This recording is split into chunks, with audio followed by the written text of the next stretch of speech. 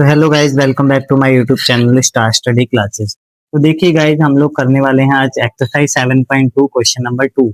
हमने पहले वाले वीडियो में क्वेश्चन नंबर 1 कंप्लीट किया था और उसमें देखा था विभाजन सूत्र को हम लोग किस तरीके से यूज करते हैं। तो आज हम करने वाले हैं क्वेश्चन नंबर 2। तो क्वेश्चन नंबर 2 में देखिए गाइज क्या बोला गया है। बिंदुओं 4, -1 और -2, -3 को जोड़ने वाले रेखाखंड को समत्रिभाजित करने वाले बिंदुओं को निर्देशांक ज्ञात कीजिए।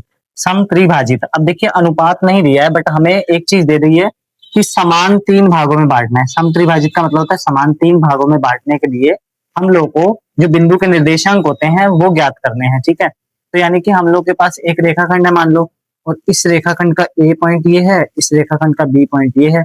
तो पहले वाले के निर्देशांक दे रखे हैं आपको 4, -1 और दूसरे वाले दे रखे हैं आपको -2, -3। अब ये जो रेखाखंड है इसके बीच में जो कहीं ना कहीं पे एक पॉइंट होगा जिसको हम लोग क्या मानते हैं x, y।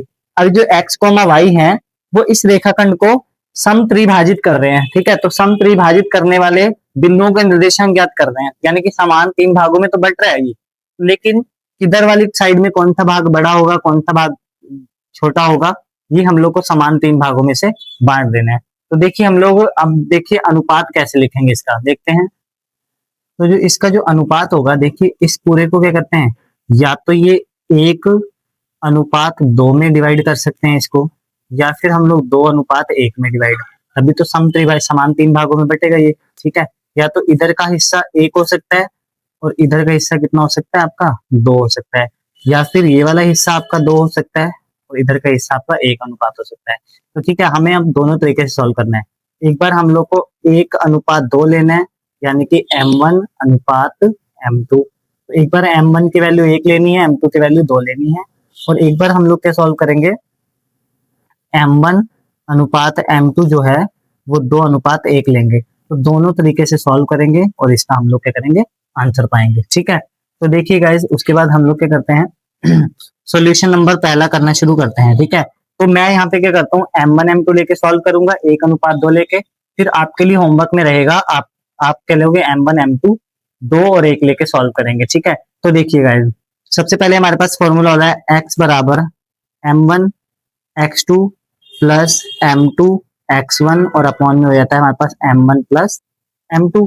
तो देखिए x को तो हम लोग x रहने देंगे क्योंकि उसी बिंदु के निर्देशांक हमें फाइंड करने हैं, तो ये हमारा x ऐसे रहेगा। m1 की वैल्यू हमारे पास कितनी है इस बार 1, तो m1 की वैल्यू को हम 1 रखेंगे गुणा x2। देखिए x1 y1, ठीक है, x1 y1 ये है और x2 y2 ये है। x2 की वैल्यू कितनी है आपके पास -2 है। फिर प्लस m2 की वैल्यू कितनी है हमारे पास 2 हो जाएगी। देखिए m1 ये है और m2 हमारे पास ये है, क्योंकि मैंने 1:2 में डिवाइड किया इसको। तो m2 की वैल्यू 2 हो जाएगी इंटू x1 की वैल्यू कितनी हो जाएगी -1, तो ये आ जाएगा आपका -1 अपॉन में हो जाएगा m1 प्लस m1 की वैल्यू 1 है और m2 की वैल्यू कितनी है 2। ठीक, -2 की गुणा 1 से करेंगे तो 2 1 कम कितना हो जाएगा 2 हो जाएगा। ठीक है, -2 की गुणा 1 से करेंगे तो माइनस प्लस माइनस क्या हो जाएगा माइनस का, ये भी आपका -2 हो जाएगा, ये वाला भी आपका -2, और बट्टे में 2 और 1 कितना हो जाएगा 3। ठीक है, तो माइनस माइनस क्या होता है प्लस, तो -4/3 हो जाएगा। x की वैल्यू आ जाएगी आपकी -4/3। इसी तरीके से हम लोग किसकी वैल्यू निकाल लेंगे, y की वैल्यू निकाल लेंगे। तो y बराबर होता है हमारे पास m1 y2 plus m2 y1 और अपॉन में आ जाएगा हमारे पास m1 प्लस m2। तो देखिए m1 y2 यानी कि हमें m1 की वैल्यू चाहिए और y2 की वैल्यू चाहिए। ठीक है, तो m1 की वैल्यू 1 है हमारे पास और इंटू y2 की वैल्यू कितनी है हमारे पास, अभी देखिए रेखाखंड में हमारे पास ये y1 है -1 और y2 कितना हमारे पास -3 है। ठीक है, तो ये यहाँ पे हमारे पास y2 की वैल्यू जो होगी वो हो जाएगी हमारे पास -3, तो यहाँ पे रख देंगे -3 एंड प्लस m2 की वैल्यू 2 है और y1 की वैल्यू हमारे पास कितनी -1 है, तो यहाँ पे आ जाएगा। ठीक है, ठीक, उसके बाद देखिए गाइस m1 प्लस m1 कितना 1 है और प्लस m2 कितना 2 है हमारे पास। तो आगे देखिए -3 की गुणा 1 से करेंगे तो आपके पास क्या जाएगा -3 हो जाएगा। फिर 2 की गुणा -1 से होगी तो -2 और बट्टे में क्या हो जाएगा आपका 3 और 2 5 हो जाएगा। ठीक, माइनस माइनस प्लस होता है, यहाँ पे हो जाएगा -5 बट्टे में आपका 5, 5 एकम 5, तो यानी कि -1। तो यहाँ पे y की वैल्यू कितनी आ जाएगी -1 आ जाएगी। ठीक है, तो हमारे पास देखिए x की वैल्यू है, देखिए गाइस एक चीज यहाँ पे थोड़ी सी मिस्टेक है उसको आप सही कीजिएगा।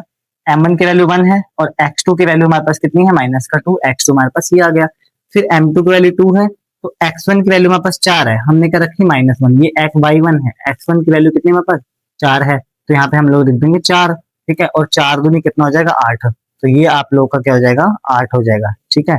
8 में से अब 2 जाएगा, ठीक है, 8 प्लस का 8 है, 2 माइनस है, 8 में से 2 जाएगा, आपके पास क्या बचेगा, आपके पास 6 बचेगा, ठीक है। और 3 दूनी कितना हो जाएगा, ये प्लस की वैल्यू बचेगी, अब वैल्यू 3 दूनी 6 हो जाएगा। एक्स की वैल्यू इस बार हमारे पास कितनी आ रही है 2 आ रही है, ठीक है। तो अब देखिएगा इसे, उन्होंने पढ़ा था समत्रिभाजित करने वाले बिंदु के निर्देशांक, तो लास्ट में लिख देंगे अतः जो बिंदु x, y है वो हमारे पास कितने आ जाएंगे, x की वैल्यू 2 आ जाएगी और y की वैल्यू कितनी आ जाएगी -1, ठीक है। तो एक तरीके से ये सॉल्व हो गया। अब आप लोग गाइस क्या कीजिएगा, होमवर्क से आपका ये काम है कि आप लोग, मैंने 1:2 लेके सॉल्व किया, आप 2:1 लेके सॉल्व करेंगे, यानी कि आपको m1 की वैल्यू 2 लेनी है और m2 की वैल्यू कितनी लेनी है 1 लेनी है, ठीक है। तो ये कंप्लीट हो जाएगा, तो इसी तरीके से आप कर लीजिएगा। तो ठीक है गाइज, अब हम लोग मिलते हैं नेक्स्ट वीडियो में नए नए क्वेश्चन के साथ।